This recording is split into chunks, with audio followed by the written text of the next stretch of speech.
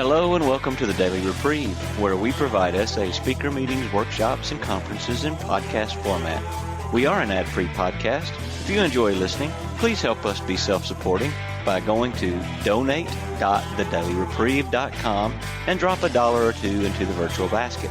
Please consider donating monthly by clicking the Donate Monthly button. However, one-time donations are always welcome. Just click the Donate Now button. Now, without further ado, this episode of the Daily Reprieve.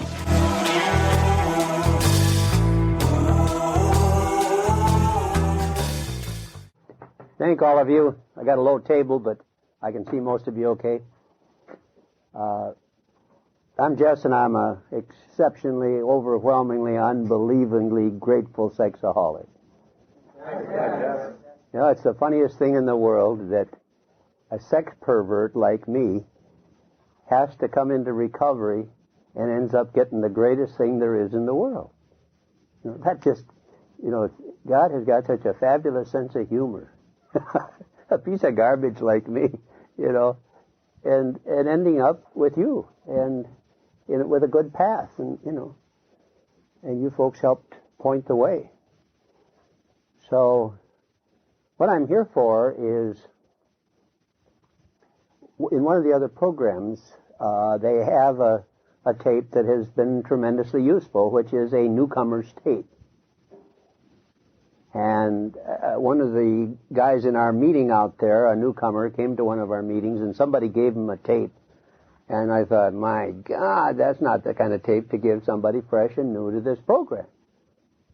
And I thought, well, okay, what kind of tape would there be that would be right to somebody fresh and new to the program? What kind of things would you or I want to say to a guy, to our own brother, or to our own sister, if they walked in their first meeting and we wanted to give them something to take away from that first meeting? And so that's what this tape is my best idea, following in the footsteps of the guy that made the Newcomer's tape here in California many years ago in another program. Now, overwhelmingly, if my own brother came to me and said, "Yes, I think I might be a sex addict," I'd say, first of all, get a meeting. First of all, get with you people. Hear your stories. Secondly, get an essay book and take it home with you. Take the essay folder home with you. I always thought chapter 5 in AA was the greatest, most inspired thing I'd ever read, the first part of chapter 5. But to me, our problem and our solution, maybe it's just because I'm a sexaholic, but to me that is the most beautiful, powerful language there is. I've read it to people on the phone, people who are in this field, not sex addicts, and say, where did that come from? The power of those words are so striking. So those three things I would want that my own brother to carry out of that first meeting. I want him to carry out you and your faces and the shine of sexual sobriety on your face. Rick down in Phoenix used to call that the essay shine. After a person's been sober 90 days, like when John was speaking, that essay shine was there. I got a sneaking suspicion John's face might not have looked like that the day before he walked in here. Because for most people, we were awful dark looking. When we walked in here, the cloud of horror, really, at what we were doing just showed out. And also, to me, by and large, a person doesn't need to tell me that they've had a slip in this program. To me, the darkness of their face shows it. In fact, in Oklahoma City, we had one of our members was a member of the United Council. He's head of the United Council of Churches, and came back from one of the International Council of Churches meetings, which was in Vancouver, and he walked into our meeting place, and I said to him, "What's wrong with you?" "Oh, nothing, I'm just fine." And later, he confessed that he had lost his sexual sobriety at the International Council of Churches, and that's what that darkness was. But he didn't want to tell us because he thought he had to be a good example because of his profession for us. How can you be a good example looking, like he was looking? But that's the kind of thing we understand. Like I say, that's why I would want my brother to see you people and see your faces and see what the warmth and love and what's in your eyes now that you're sexually sober. And then, like I said, want him to have the white book and the folder. But I'm going to tell him the other things that I'd like him also to have. And these are the things that we've found in our first 10 years of SA sobriety, first 10, 11 years. And these are the things that we worked out. Many of us are isolated from each other in the sense of different. There would maybe only be one or two people sober in each city, and we would call each other on the telephone and share our sobriety. There wasn't a whole room full of people like there is here. And these are the kind of things that we found out. The first thing that didn't occur to us at all is how far down we had gone. We had the idea that if we would just stop the worst of our acting out, we would be just lovely people. You know, dust us off a little and we're just beautiful. And all the problems with the law and the wife or the husband or, you know, society, that all go instantly away. We had just this little problem where we just kept acting out. And boy, it took us a long time as we started to recover from our illness. It took us a long time to see how sick we were because of what we were, where we were now compared to where we were then. I had one of the examples of it in the first 30 days of the program. My son and daughter were both alcoholism counselors. And I went to Oklahoma City from Phoenix, where I got the program, and they both looked at me after 30 days of sexual sobriety, no lust for 30 days, no acting out for 30 days. And they both looked at me and said, "Dad, you're different." Well, you know, I just couldn't conceive of it. What had I been before and what was I now? And I didn't conceive of how bad I was before, that they could immediately see some difference in their father. And it was a stunning thing to see how far off the mark I was. Because there's a tremendous progressiveness here. We start down a toboggan slide to hell, and then we just keep going further and further down, and each step is worse than the one before it.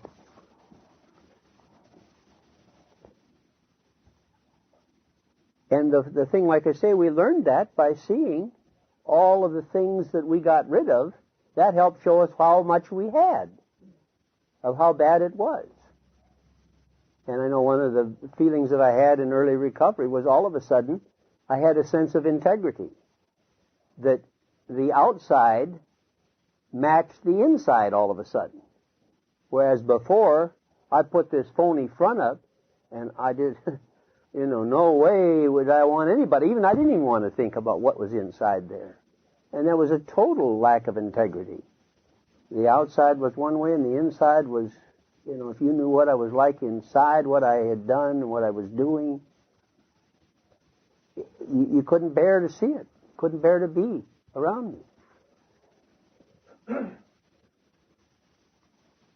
And another idea that we had, and it's so humorous, because when we planned one of the first conferences in Seattle, one was in Salt Lake, I think the next one was in Seattle. No, the next one was in Phoenix. The third one was in Seattle. So our third conference, we were still figuring out how cheap we could make the conferences. We kind of like bring your own sleeping bag, and we've got some campground here that you can park in. We figured sexaholics were so awful people. You know, we weren't the ones who planning the thing. We were doing pretty well financially, but we figured all the rest of you guys were just some skid row bumps and totally worthless. And here now we're staying in these beautiful hotels, and it's like money is no object. Well, it reveals really the true nature of the people who become sex addicts, and I see it now so clearly. Like the people I sponsor. I sponsor a playwright, a psychiatrist, a master of engineering, a priest, a minister, and help sponsor an opera singer. I've only got one guy sponsored that is anywhere out of the upper echelons of income earning. Okay. Why? Well, simple. You have got to have, unfortunately, quite a bit of intelligence to look at a picture in a Montgomery Ward calendar or a catalog of a woman in her underwear and get sexually stimulated by that. We they take that for granted, but your ordinary ditch digger, that does not turn him on that much. He needs something a little more concrete than that. But because of our minds, we can make a lot out of very little, really.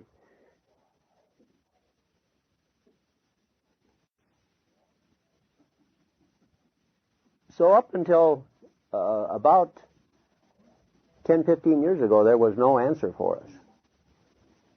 And the answer was we were just progressing in our addiction, and we didn't have the same kind of end as the alcoholic in the sense of an alcoholic, it takes you right to your death almost always. This took us to a moral death. And some of us would face prison or being shot by jealous husband or shot by families with window peeped on or things like that. But most of it was us would just die this disgusting death to me, which is way worse than a physical death, of just going lower and lower into degradation and more isolated from everybody in real society and real humanity. We had the blessing then of somebody showing us the heart of our addiction, and that's why we're here. In my case, it was my wife saying, get in Sexaholics Anonymous or get out. Okay, I'm a Montana guy, and to get into Sexaholics Anonymous, I got to get to Phoenix, Arizona at the right time with a wife with adequate amount of recovery, with people around her who know enough about sexaholics that I can get out. And that was the one functioning group really in the United States at that time in 1983, was in Phoenix, Arizona. Okay, now you figure out what kind of planning it takes to engineer that. I want to say to God, what in the world about me is make it you're worth going all that trouble so I could come into this program? I don't understand. How can you understand something that much? Well, my wife said, get in Sexaholics Anonymous or get out. And she gave me two telephone numbers. I called the first one in an essay folder. And Kent said, Jess, it's lust. It's what's in your head that was killing you.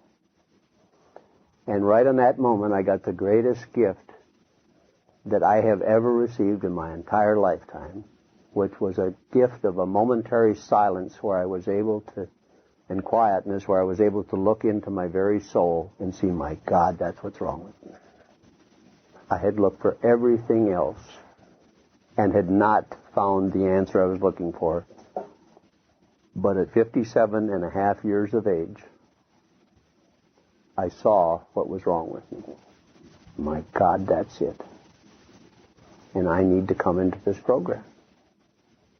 And I became sexually sober that moment. I didn't have to go to my first meeting either. At that time, I'd had 17 years of 12-step program. So I knew all of the other parts. I had all the other pieces of the puzzle. And I knew immediately that I could get immediate relief from lust, which happened to be the only part of my addiction remaining, but it's the most awful part, really. Most people come in lusting and acting out. I came in with almost 7 years of not acting out, but lusting every night and every day. So I'm a beautiful example of how sick you can get without acting out, and how much lust is the core of the thing. So I get the same relief from giving up lusting that those of you who lusted and acted out both got from giving up lusting and acting out. So those were the most precious words that I ever heard. And God gave me this beautiful gift, and why God gave me that beautiful gift. And of course, for years I went through thinking, well, I had some fantastic strength that I could give up lust, and why the heck didn't these other idiots that were coming into SA give up lust as quickly and easily as I did? It's just like a guy with $1 million who inherited it, saying, hey, you dummy, how come you're so poor? Why don't you work hard like me and you can be rich too? He's missed one little thing. He got to have $1 million handed to him. Okay. And that's the mistake I was making. I had the gift handed to me, and then was taking credit for it for some years. It took me some years to understand that it was a free gift from God, and why I was given this gift, I will never know. Why I was given this program and the knowledge of it, I'll never know.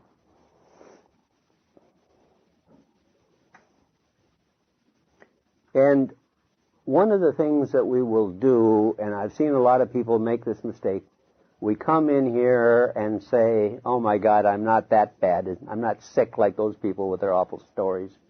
I can do this myself. You know, it's the famous television commercial, I can do it myself, mother, when the mother's trying to butt in and show the daughter how to bake a cake or whatever. And we say, I can do it myself. I'm not going to sit around with those greasy clowns and who are so sick they can't control themselves. I can control myself. I can do it myself. Okay, I spent 7 years doing that. And I say it does not work, and I don't know anybody who has been able to make it work. And that's from lots of years of experience. And when I was sponsored by the old AAs, I'm not an alcoholic, but a guy saw I was nuts. He just didn't know what the drug was. They told me about AA that if you drop out of AA, you're going to get drunk and die. I mean, the general people. Well, I saw, and I live in a relatively small town, 25,000 people, so I know a lot of people in Bozeman. And I saw people in Bozeman over the years drop out, and some of them died, but some of them didn't die. But I saw one interesting thing about it. They were really quitting using us as a resource after 6 months, a year, well, not 6 months, a year or two of sobriety, and then they say, well, I'll do it on my own. But as I've watched those people they're still sober. But as I've watched them, I've learned a very interesting thing. It's like they're willing to settle for half a life. They got enough sobriety to take the heat off in terms of their conscience. But they didn't get the sobriety that I see people get who stay here and are willing to associate with each other and ourselves year after year after year. So there's a couple of ways of ducking this program. One is to write off, say, I can do it myself, and I've seen that doesn't work. Another one is say, well, I might need you guys for a while, but then I'll do it for myself. And that doesn't work worth a damn either.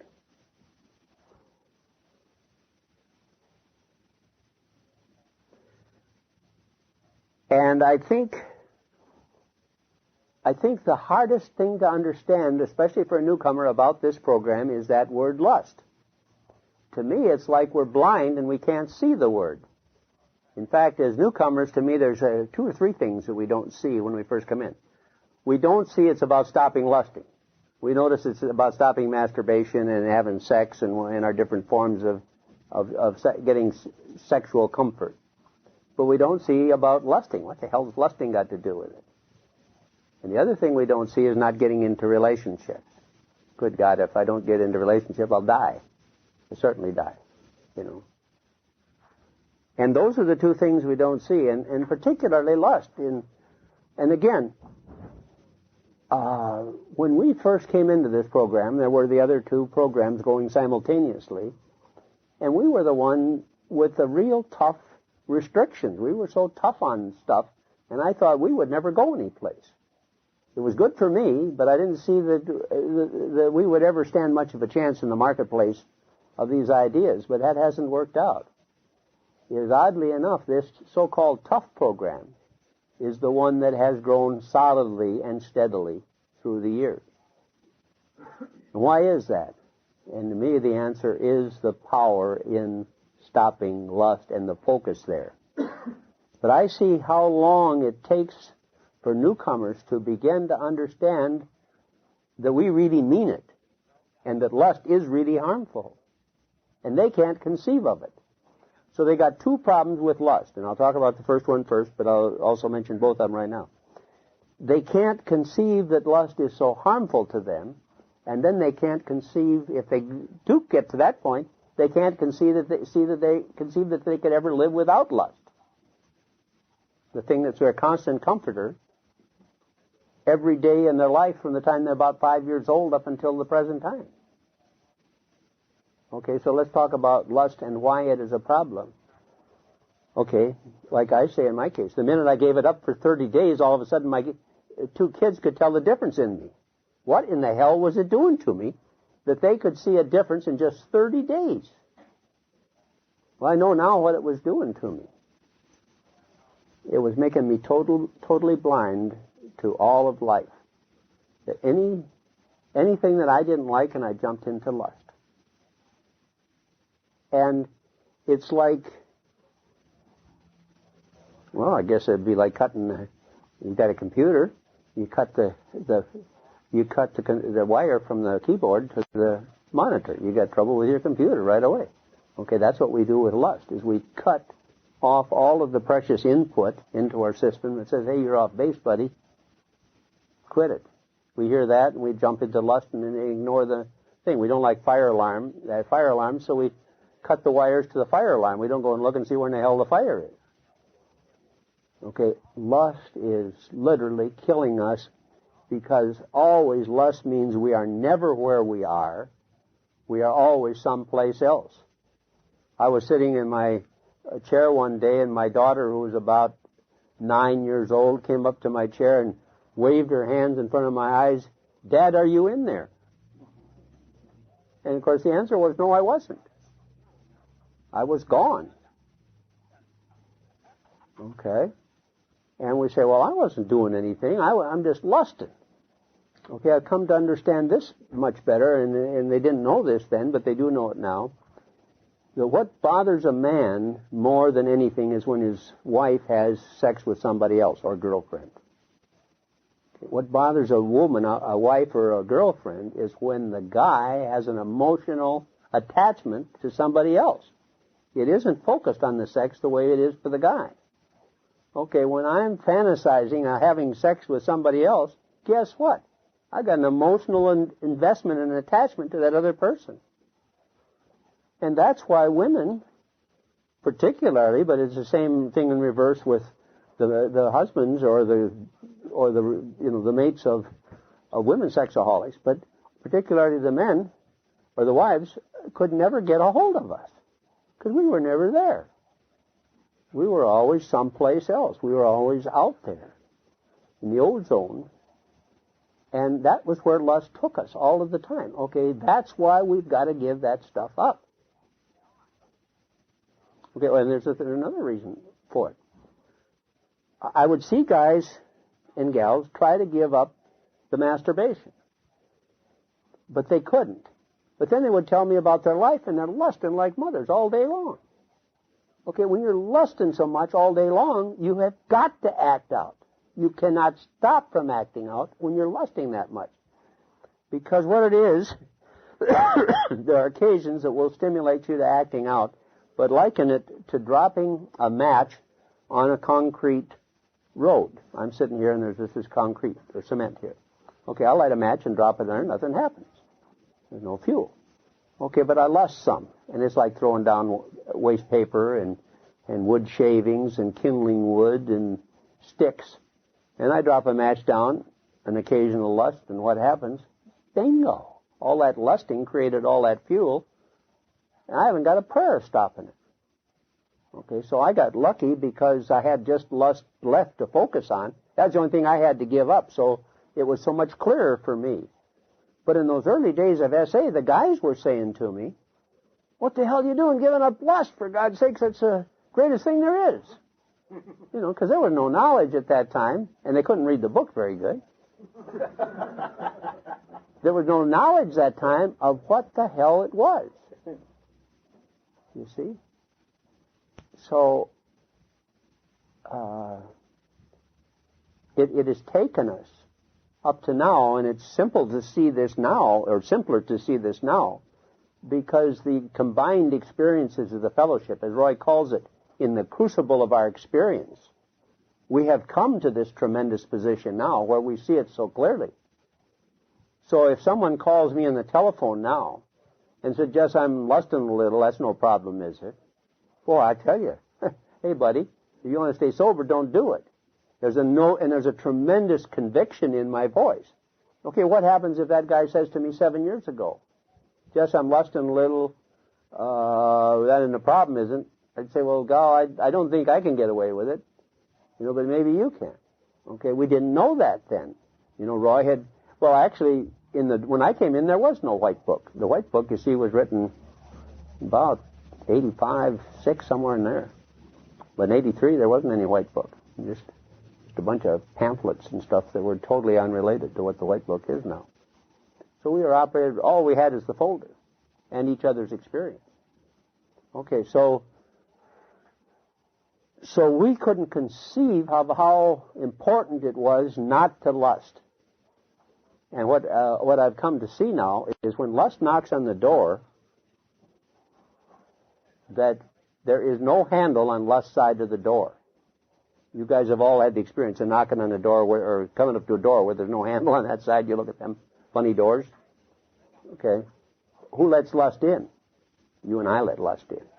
So lust doesn't come in unless we open the door. So we didn't know that.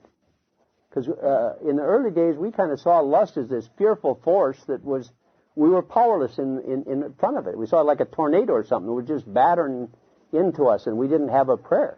And we see now in the fellowship, the knowledge of the fellowship is no. All we do is ask God's help, and we don't have any lust. Only problem is we got to be willing to ask that God take it away. I had a beautiful example of that with a chocolate candy bar. I'm on a no eating between meals diet. I'm going to lose 20 pounds in 20 years. That doesn't mean I'm going to take that long, but it also means I'm not going to lose it next week. I'm going to lose it like I gained it, which is I gained 20 pounds in 20 years. I'm going to take 20 pounds off. I might take it all off 6 months from now. I don't know. But it's going to go in God's time, not my time. But anyway, so I don't eat between meals. So I know where heaven is. It's in a giant Hershey's bar. That's heaven. So my 2 grandkids are with us over Christmas, and here's one of their giant Hershey bars, and so I crack off a roll, and I look at it, and I said, oh, my God, I'm so stressed out. I need this. And the thought comes, you got to pray. I don't want to pray. I know my prayer will be answered. So I said, okay, you got to pray. Okay, God help me. I took the candy and put it away in my candy box where I could eat it after a meal. And later on in the afternoon, the same thing happened to me again. Okay, that's the way it is with us on lust. We've been told here that if we'll pray lust away, we're protected against it. And we know that, and that's why we don't pray, because we know it will work. Okay? Okay, and then like I say, then the other thing about lust is we don't understand we can't get away with it because it forces us literally to act out. And then we think, okay, how in the hell can we live a life without lust? You see, because most of us think of our sexual careers as being our sexual acting out. But the answer is you can't masturbate more than 5, 10, 20, 40 times a day. But whatever time that takes, you can't spend more than X hours sexually acting out, more like X minutes of sexually acting out, even in a total of your 18 waking hours or 16 waking hours. Okay, what are you doing in between time? And the answer is you're lusting. So the bulk of our thing is the thinking about sex, thinking about the consequences of sex, planning for sex, all this other, all of the lust, fantasizing in a moment's notice. When I first came in this program, I watched a guy drive into a house in Phoenix there in a side street, kind of a dark situation. I thought the guy stopping in there to have an affair with someone. The poor dummy was probably going, 99% of the time he's going home. But my sexual mind, no. That's lust. Everything is sexual, and it's all feeding the addiction. Okay, how can I live without that? And to me, this is the toughest thing that we offer the newcomer, the toughest difficulty we offer the newcomer, is we're saying that comforter of yours, that thing that you have relied on for comfort since you were 5 to 10 years old, all of your life up until now, incessantly, you have got to give up and get along without it. So it's just like we're standing on the edge of the Sahara Desert, and the guy's got his canteen of lust there, his water. Now I say that's false water, it's killing you. It's got poison in it. And I lay his canteen down and I shoot it full of holes. And I say, come on, we're going for a walk. And we walk out in the Sahara Desert. And I got my canteen over my shoulder with water jiggling around inside, real water. Because I've learned how to get real water out of my canteen. And he doesn't know how to get real water yet because he's new in the program. So he said, God, I'm thirsty, I'm dying. And I said, nobody, you do. But you got to get through it. Because that poison back there is killing you. And this is the part that it's taken me some years to get to because I didn't have compassion and understanding for the newcomer the way I should have had. I didn't realize, because again, I had so much time in this program when I came in, I didn't, and most of the people came in early day SA. Most of us had other program time. I'd say 2/3 of us had AA, EA, Al-Anon, some other 12-step program before we came in. So in a sense, we had an alternate source of water. And now we're having a lot of people come into SA who have not had another 12-step program. So they come in and we're walking out in the Sahara Desert and they ain't drinking water. And we are. And I'm now seeing what we're asking of that person. Now they got to do it. There's no way out of it. And the quicker you detox from the adrenaline produced by lust, the faster it'll be over. And you're only going to have to go through it one time, your first time. But any slip, and you got to go through detox again. So this is why it is so important that the newcomer understands the nature of the drug that he's taking, which is the adrenaline produced by lust. And the pieces of that puzzle have finally come together to me.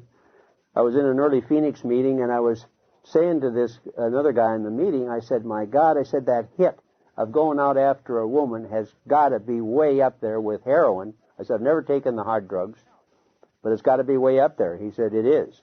He said, I'm a member of Narcotics Anonymous, and he said, I've used needle heroin. And he said, for me, the hit of going out after a woman is a bigger high than needle heroin. That's that big ultimate charge when we're really going out after someone. Okay, what the hell's a drug? And the drug is simple. It's the adrenaline and all those other internal produced drugs that we produce inside ourselves. So, hell, we should be members of Narcotics Anonymous.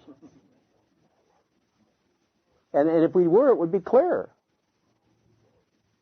We manufacture this drug by distorting our own body chemistry and physiology. Okay? So that's what we're asking of the newcomer.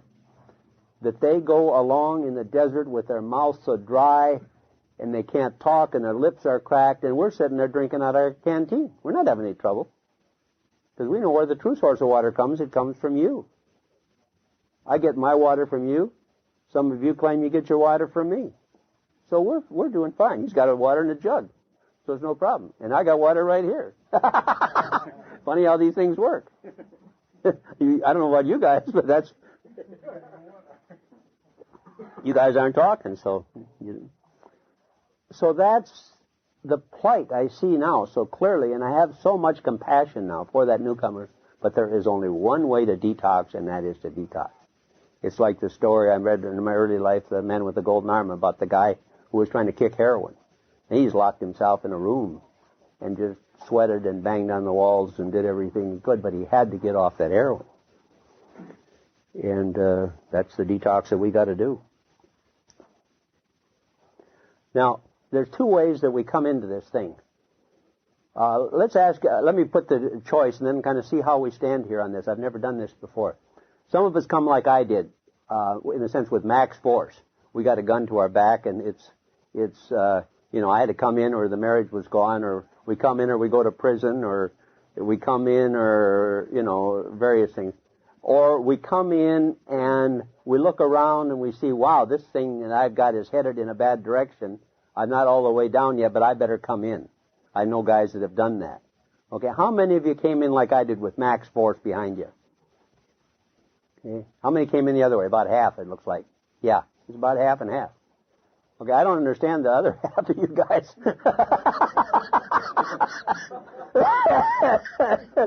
But more power to you. I'm glad there's so many of you. I wouldn't have guessed it that high. In fact, I'm really glad I did that. I've never done that before. I never heard of it being done. But yeah, that is just wonderful. Because, people come in and they hear our first step stories. In Bozeman, what we do when a person comes in and it's their first meeting, we all just go around the circle and tell an abbreviated first step. And they hear our stories. And I just know so many of them think, well, boy, if I ever got as bad as those guys, I'd do something, but I ain't that bad. And of course, it's like my old AA sponsor, Vince, said. He said, I'd see them guys on skid, he said, and they didn't even have shoes that matched. And he said, I'd think, boy, if I got as bad as them, I'd do something about it. He said, I got as bad as them and worse and didn't do anything about it. Okay. But I think to those people to that person who would come in and say, okay, I'm not as bad as those people, there's two big lessons to learn. Number one is this stuff is progressive. The most awful example I've ever heard of that was a gay guy who sat beside me in Phoenix at a meeting, and my heart just broke for the guy. At first, he had gay relationships with friends, fellow gays. Then he had gay relationships with people that were strangers. And then that kind of got old for him, because we sex addicts, we have so distorted sex that normal sexuality does not work for us because it doesn't give us as big a kick as we want. So then he went to having sex with people that were somewhat dangerous to get his kick. And when he walked into that meeting, he was to the point where somebody had to have a gun or knife on him for him to be able to have sex with them. Okay, now that is very, very dangerous. And it was the most horrible example I've ever seen of the progressiveness of our addiction. How it just takes more and more of the drug to get the job done. So, I would want the newcomer to think about that aspect of our story. And then the other thing to think about is to see already what a big price we are paying in our lives, or paid at whatever level we came in, and then look at that and say, I don't want to pay that kind of price. I've watched some people come into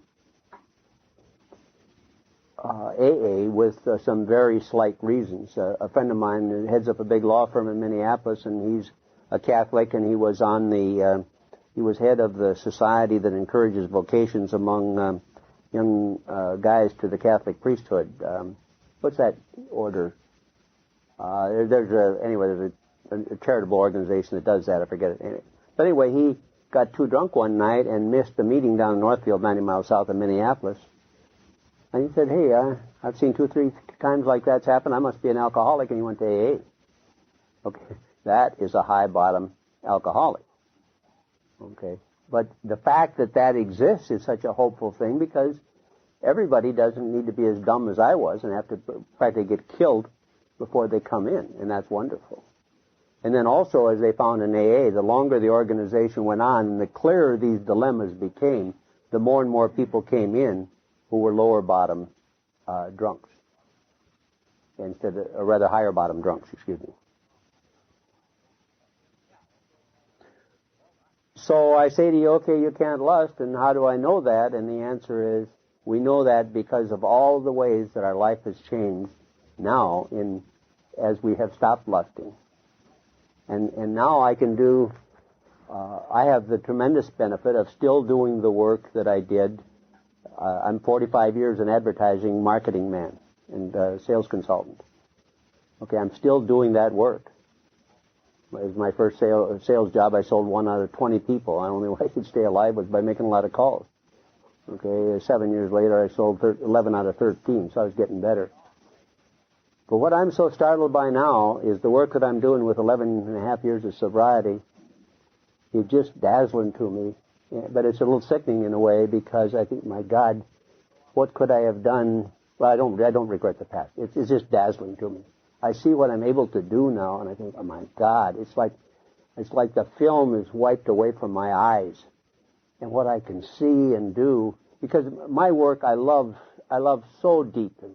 In fact, I was negotiating with a client for a big bonus system where I'm going to get 3% of his gross sales each year over his gain. So when he goes up $1 million, I get $30,000 bonus that year, and I will have had like 25 the year before. So we're talking. This is just one of my clients. But I said, I'll tell you a secret. I said, I don't know what you're going to come back at me at with what kind of a system. But I said, I'd kind of really do this work for nothing because I love it so much, And I'm sure he's not used to that either. But that's how I feel, and it really is honest. But it is just such a joy to be able to do the work I love with the tremendous clarity. And what's different about me? Only one thing.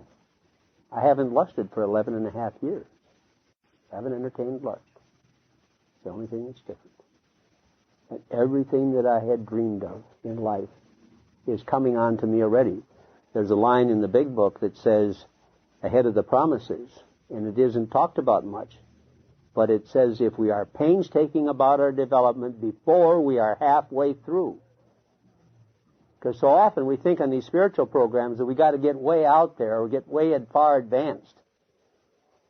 But this program doesn't work that way. Before we're halfway through, it doesn't say how much before. Okay?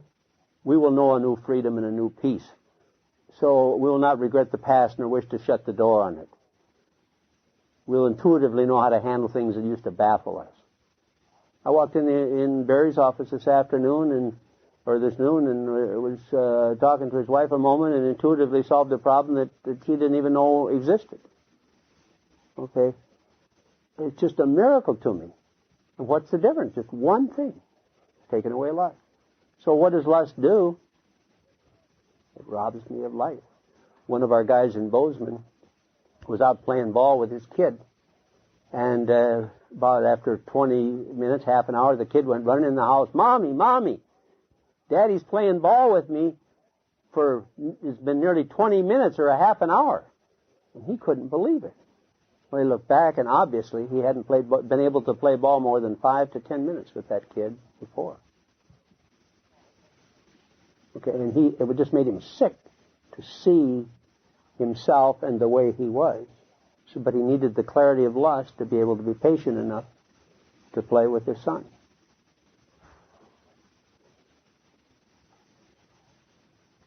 Now, I think, and there's no research to back it up like there is with the alcoholic, but I think we have a funny reaction to lust and adrenaline. I think we are particularly sensitive to pictures and the ability to remember pictures and to get a hell of a lot out of pictures and to get a hell of a drug hit from pictures. Why in the hell would people do what you and I have done, which is to give up so much life just to entertain a bunch of pictures? The story that Roy tells in the White Book is such a powerful one of where he comes out, I think it's in the White Book, where he comes out of the restaurant, or he comes into the restaurant as they're waiting, and there's this beautiful gal comes out, and one of the guys makes some remark, boy, I'd like to jump in the sack with that one. And he starts thinking about her. They go on into the restaurant, and pretty soon the guys are talking about something else. But Roy's head is still with that, and 2 o'clock in the afternoon, his head is still with that woman. Okay, that's us. Okay, now why do we do that kind of stuff? I don't think it's just an accident. I think, like the alcoholic, we're particularly sensitive to it and get, like I said to Vince, I'm not, alcohol doesn't do anything for me. It just puts me to sleep. Alcohol, he said, takes me to the land of impossible dreams. Okay? Lust takes me to the land of impossible dreams. Well, why in the hell does it do it for me when it doesn't obviously do it for somebody else? Because a lot of people won't lay their whole life on the line just to be able to lust like I will. Okay? And I see it in alcohol. I won't lay my life on the line for alcohol because it doesn't do anything. I get a little high from it, and it's fun to drink, but I'm not going to lay my life down for some drinks. But Vince would. And did. He lost a whole family and spent, 10 years on Skid Row. Because he had an unnatural high and hit from alcohol. Alcohol did something for him it wouldn't do for anybody else. And I think it's the same way with lust. Lust does something for us it won't do for anybody else but us, a sexaholic. That's my guess. Now, it might be many years or never before we're able to document that. But I tell you, I believe it enough that I don't want to, I don't need to see the study. I've got a PhD in science, and I know the scientific method and all the other stuff. But I don't need to see a study. I've seen enough evidence in people's lives, both the ones who came in here and couldn't stay, which is the bulk of people, because in Phoenix that group was like musical chairs. You had a new person selling lust in the same chair over and over again. And it was just awful to go through that.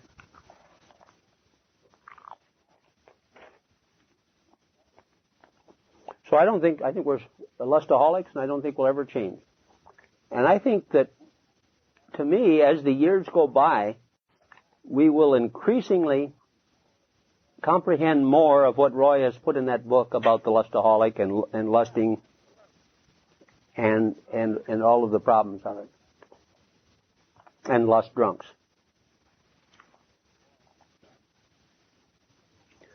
Now, when we come in,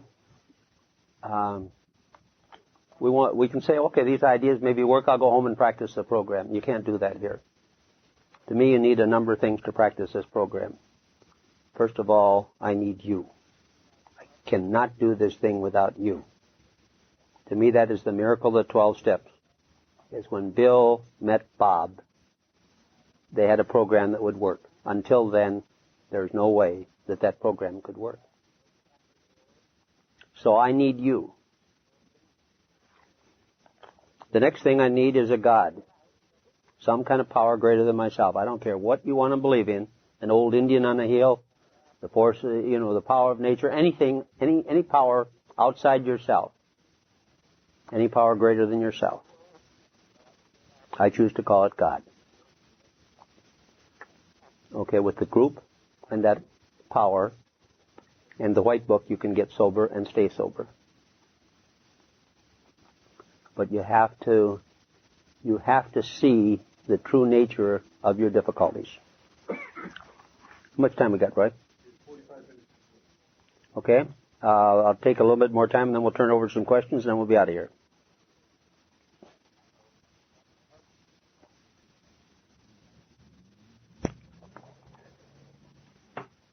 So the first thing that, as we come here, the first thing we begin to see is not our insanity, because that's such a damn hard thing to see, but we begin to see how we kept doing over and over again the same dumb thing, and it didn't work.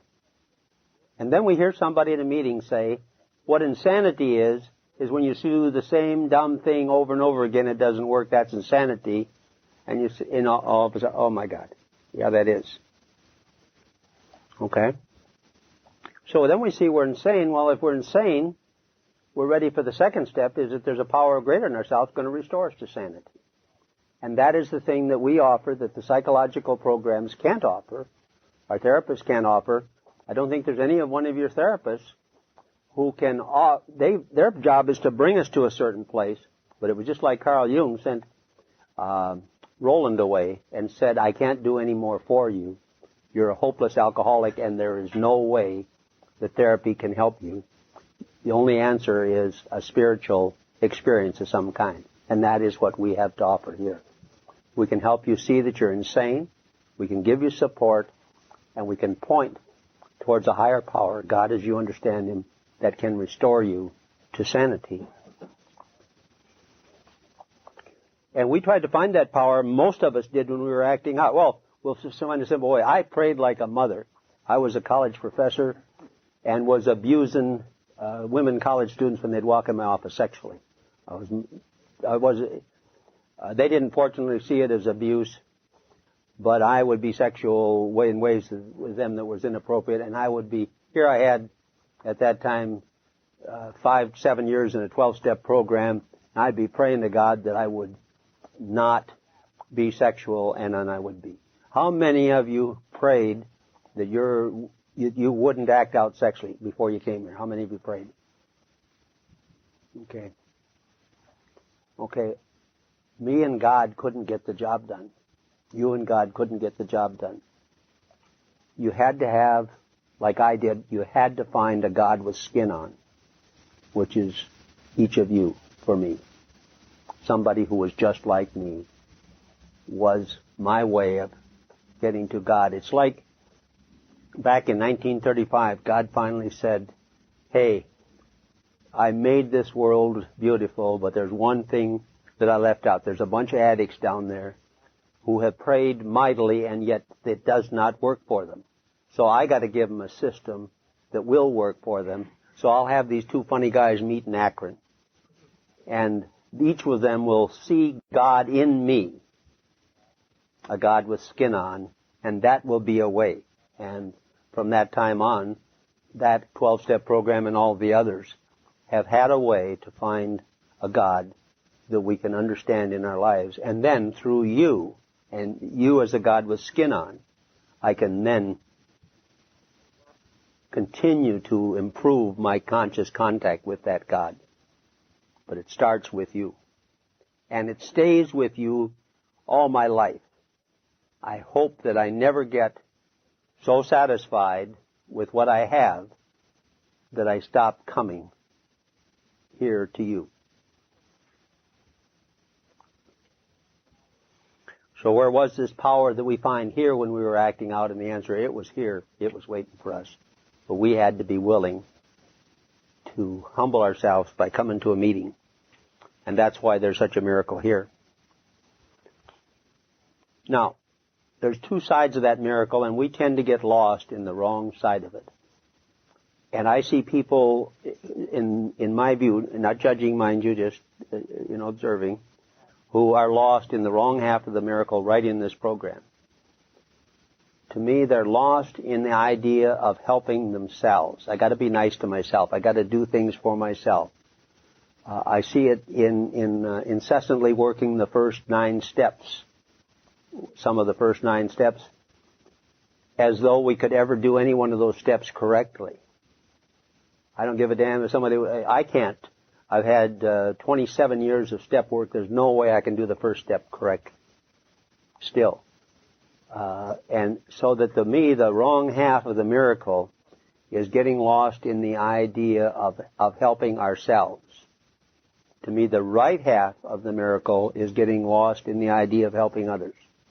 It's a service aspect. To me, the first 9 steps are to be worked by us as quickly as we can work them. And then spend the rest of our life working the last 3 steps. And let God then step in and improve and transform us and improve us and remove our defects of character. So that, to me, the best half of this program is where God does the work. We spend the rest of our life, then, helping God's children do what they want to do. We do God's work, and God does our work. And to me, that is the half of the miracle that is important, that we get lost in that half.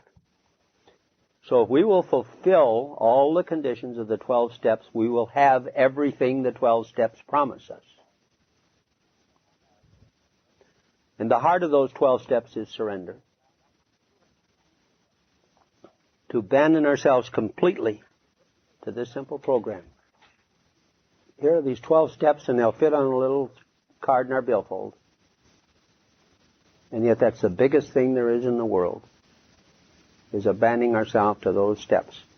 Like, you can read it, and you can translate all 12 of those steps into just a few short words. The first step, I can't. The second step, God can. The third step, so let Him. And then the next steps, I clean house. And the last step, the last 3 steps is I do God's work and God does mine. That's knowledge of God's will for me and the power to carry it out. That's practicing the principles. That's carrying the message. That's having a spiritual experience. It's continuing to take inventory. It's all of them. Is I do God's work and God does mine. We cannot fulfill those conditions. I've never seen anybody that fulfilled those conditions that wasn't transformed and changed radically. One of the earliest example I saw of this is I have a tape of a New Jersey AA convention, and it's a round table of people with over 25 years of AA sobriety. And as each of those persons just spoke just briefly around that table, it was so beautiful because there was so much, there wasn't a note of disharmony or difficulty or bitterness or any negative emotion in any of their voices. And their voices were clear. They rang like bells. Okay, why? Because as God loosens us up, our voice reflects that looseness. I'm sponsoring this, co-sponsoring this opera singer, and I'm telling him, in fact, I put it on some tapes that I made with Glenn in Newark, that as he practices this program, his body, for a singer, your body is the instrument. It's like a Stradivarius violin. You put it in a humidity environment and it loses its tone. Okay, that's him as a sexaholic. As he gets sexual sobriety, it's drying out that violin so it has its total resonance, so that we will be able to hear Mark's recovery in his voice. And they're already hearing it. People who knew him say, my God, you're singing in a way that you've never sung before, and that's just only after it's like a year of sexual sobriety. Okay, so that's fulfilling these conditions of this program and doing that surrender. Now, that simple surrender is the toughest thing there is in the world, because we're men and we're status people. Like all this crap about men and women are the same is the biggest bunch of phony baloney that people are trying to sell themselves. You put 3 little boys in a room before they have any language, could have learned anything. You put 3 little boys and 1 toy in a room, and the toughest, most dominant kid has the toy. You put 3 little girls and 1 toy in the room, and they share the toy. Okay. So for us guys, surrender is the toughest thing there is. It's like why we don't ask for directions. Because if we got to ask for directions, we're putting ourselves below the person we're asking the directions to, and we can't bear it. So surrender, I'll die first. Okay? But the passport to this program is you walking in here and I walking in here and surrender. Okay, it took me, I had to be so beat on, I had to be 57 years old and beat on in every way, shape, or form before I could finally surrender. Okay? You know. Most of you are surrendering much earlier than that. It's the greatest thing in the world, and if there was any way, it's the greatest gift there is, and if there's any way I could just really give that to you, I'd do anything I could to be able to give you that gift of surrender. But it's not in my hands, it's someplace else. So my surrender was given the original impetus of my wife and Kent. Everything that's been given to me, and every battle I fought, I have won by surrendering. And now I'm just looking for God's will all day long, every day, as hard as I can, and going where I can. And that's what I would say to my brother if he came to this meeting and met you and had the leaflet and had the white book and walked out the door. Thank you, and appreciate being with you.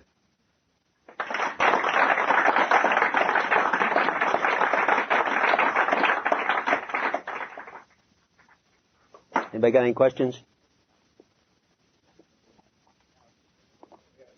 Jeff, I'm Gary. Thank you. What directions do you give a guy that's going to write a first step? What I say is write down the sexual things that bothered you. And to me, you can do that. I did mine in 2 2-hour sessions. And I've never thought of a thing since then that wasn't on that list. Because that's why we come in here. There was a whole bunch of sexual things that bothered us. Bothered the hell out of us. So it's not a hard thing to write those down. And guys have called me on the phone and they've had trouble with 5th steps. And like one guy told him, I said, call me back in an hour and give me a 5th step. Because this is, there's a great guy in AA, a guy named Martin down in Chicago. And he says, I've never seen anybody work these steps too fast. But he said, I've seen plenty of people work them too slow. Or, I've never seen anybody hurt by working these steps too fast. I've seen plenty of people hurt by working them too slow. And boy, I see that. It's preposterous to think we can work a step well. So to me, both Chuck and Clancy from AA say the same thing. Work the steps one time fast as you can, and then spend the rest of your life working 9, 10, or 10, 11, and 12. Yeah. Just very sexaholic. Along those same lines, it seems like we get stuck in a number of ways in the first 9 steps. I like what you're saying about work the 9 steps rapidly and spend the rest of your life on 10 to 12. Another one of those places where we get stuck is step 6. Until we are entirely ready to have God remove these defects of character. And the entirely keeps us, I think, waiting a long time. Okay, and the What do end. you say about that? Well, simple. The answer is we will never be entirely ready to have God remove all our defects of character. Right, and the answer is we get more ready, gradually. And the way we get more ready is working the steps. Because when I'm entirely ready to have God remove all my defects of character, He will, and I'll walk out on water across one of these rivers of yours. So, no problem. But the point is, the program says before we are halfway through. Okay, before we're halfway through, we still haven't worked that program, that step completely, but we're going to get all those rewards, because those rewards come to people who haven't worked completely either.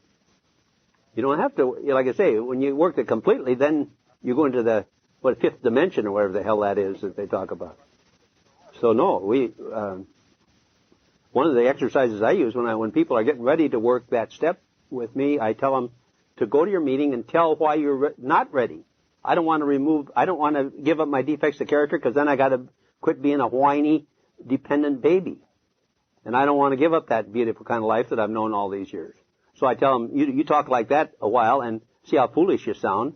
And I said, that'll help you get more ready than you are. And then they said, when you feel you're ready enough, then just humbly ask God to remove your shortcomings. But I think like all of them, there's no way we can... That's like I said there, that's being lost in the wrong half of the program. I got to do the steps right. That's ridiculous. I got to do the steps, period. I took the steps. I didn't take them right. I took them. And I've seen the people who took them get a hell of a lot better. I've seen the people who dither around with them not get a lot better. So what that tells me is really clear and strong to me. So, like I say, if I'm sponsoring my brother, I say get those steps done just as quick as you can.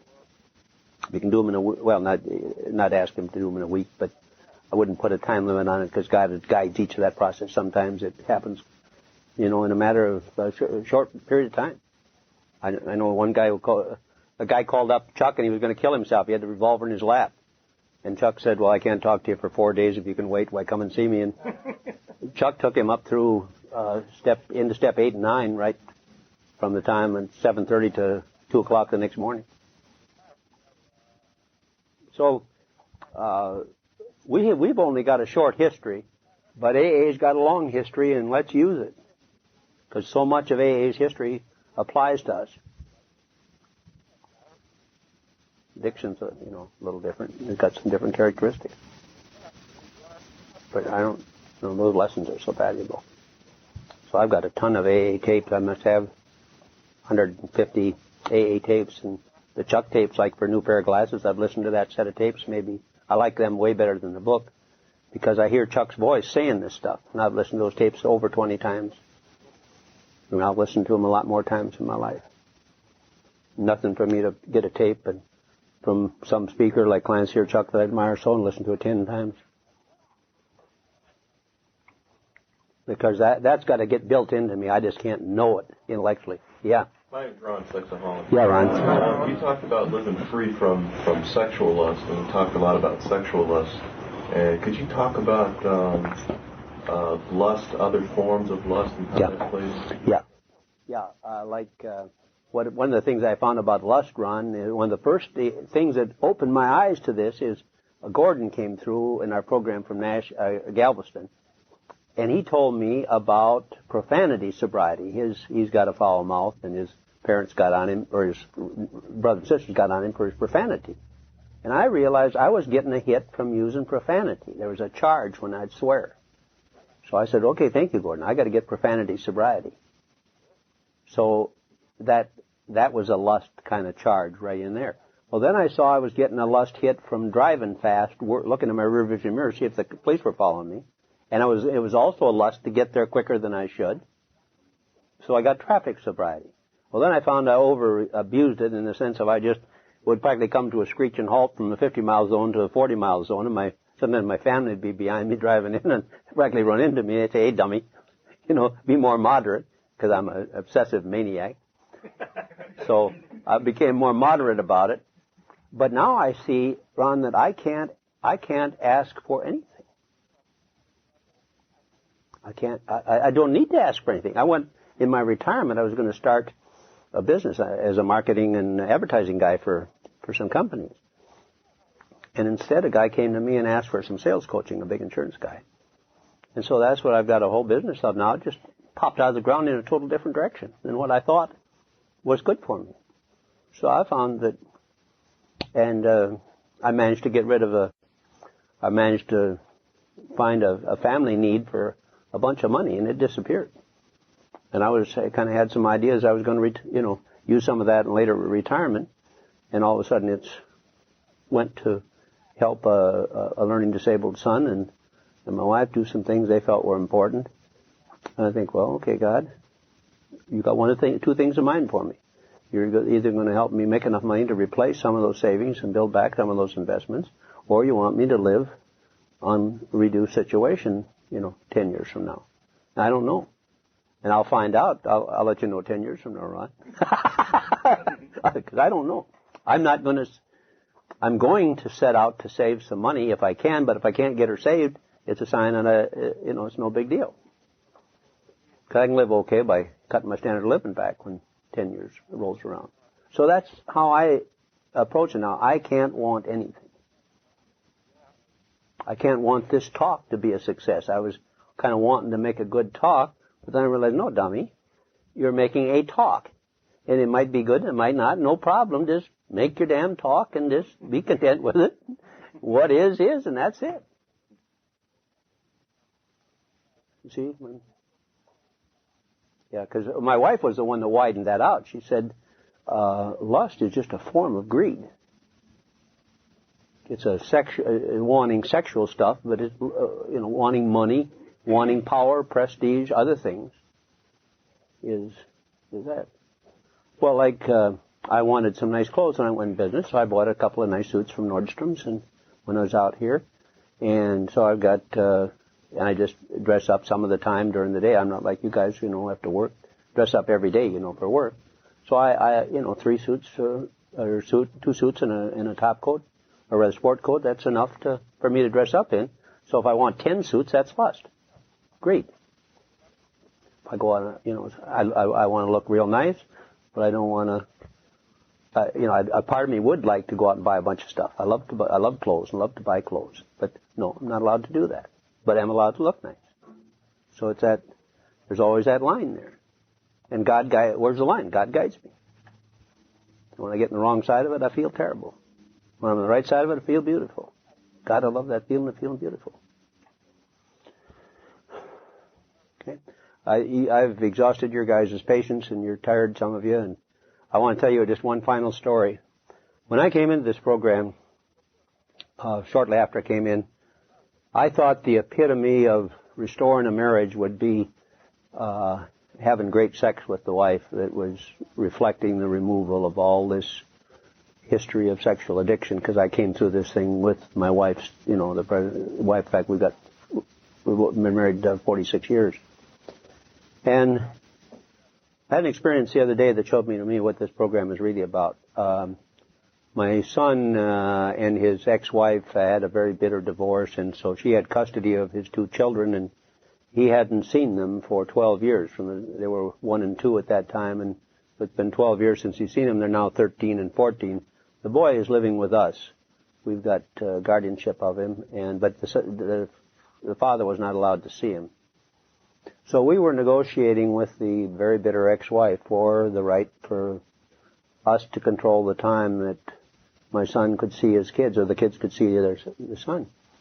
So my wife made the presentation. She said, Jess, I can do this job best. And I said, you're right. And so I just sat and listened, and it was her and her therapist boyfriend. So at the end of my wife's presentation, the therapist boyfriend said, well, Jess, he said, how do you feel? I said, well, you heard how I felt. I said, my wife spoke for me. I said, we're one. And half an hour later, I heard my wife on the phone telling my other son that this guy said, how do you feel, Jess? And Dad said, hey, we're one. And hearing her say that about me after what I've done to her was the most beautiful thing that I can ever conceive of. And that makes, that sex that I had seen, it looked like the palest thing in the world in comparison with the feeling of seeing the tremendous, not just healing that's come about in the marriage, but the development into oneness, which is the hope and ideal to me, of everybody in marriage. That there be that, spiritual union and feeling between the husband and wife. And God, that was an unbelievable thing. It just happened. And then as I look back on it, I thought, wow. So that's the gift you guys gave me. Aren't you nice? Thank you. What a lovely Christmas present you gave me. Thank you very much. I would like to thank you for listening to this episode of the Daily Reprieve, the best source for experience, strength, and hope for SA members. Please subscribe to this podcast to be alerted of new episodes. Please show your support by donating to the Daily Reprieve by going to donate.thedailyreprieve.com and choosing either monthly donations or a one-time donation by clicking Donate Now. Thank you for listening, and stay tuned for the next episode of The Daily Reprieve.